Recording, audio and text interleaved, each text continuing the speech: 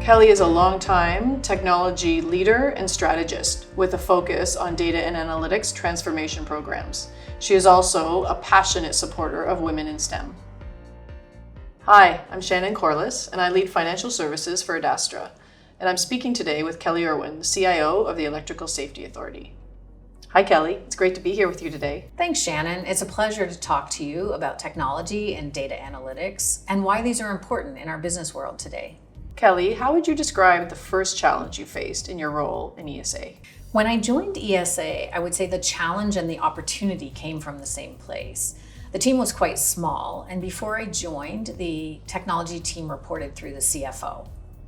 When I was hired as the first Chief Information Officer for the company, they changed the reporting structure so that I would report into the CEO and sit at the executive table.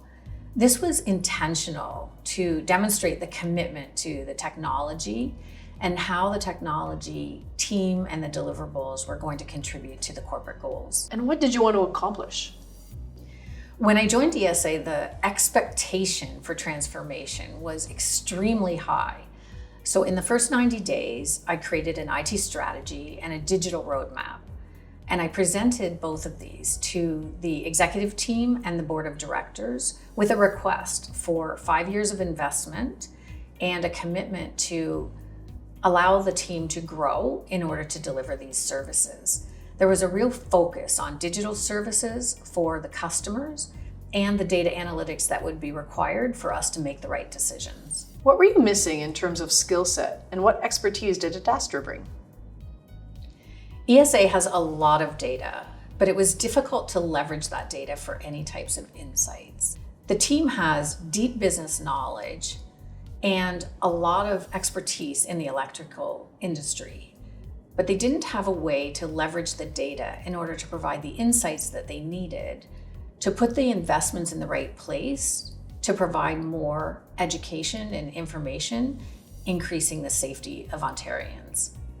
It was important for us to make sure that we created that foundational data platform and put tools in the hands of our business team so they could curate and democratize the data that they already had. And what were the projects and key outcomes? We created a foundational data platform. It needed to be both secure and scalable, so it would live with us through the future.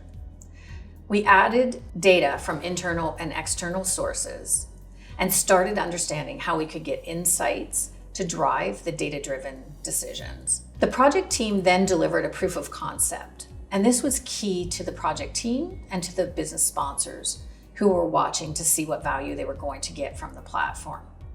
They were able to create reports in less than 30 seconds that had previously taken weeks of manual effort, taking Excel spreadsheets and manually manipulating the data in order to get the reports that they required.